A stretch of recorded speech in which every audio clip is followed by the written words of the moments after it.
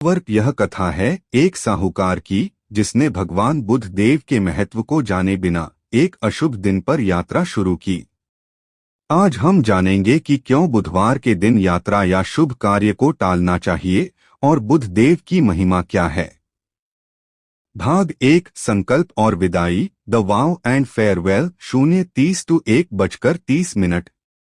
Visuals साहूकार अपनी पत्नी के मायके ससुराल जाता है। वॉइस ओवर एक बार साहूकार अपनी पत्नी को लेने उसके मायके गया। जब लौटने का समय आया तो ससुराल वालों ने कहा आज बुधवार है।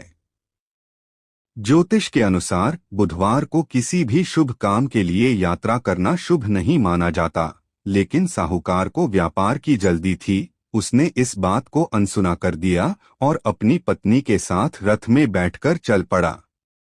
भाग 2 बुद्धदेव का प्रकोप the wrath of Buddhadev 1:30 to 3। Visuals Rath Yatra का दृश्य फिर रथ का रुकना।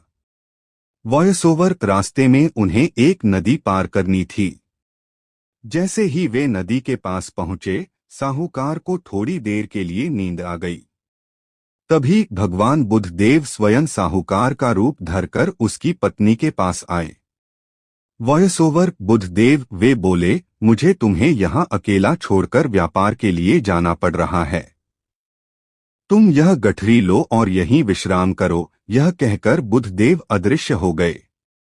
विजुअल्स असली साहूकार नींद से जागता है। वॉइस ओवर जब असली साहूकार जागा और अपनी पत्नी से पूछा कि वह क्यों उदास है तो पत्नी ने जवाब दिया तुमने ही तो अभी मुझे यहाँ रुकने को कहा था। भाग 3 पहचान का संकट द आइडेंटिटी क्राइसिस 3 to 4:30।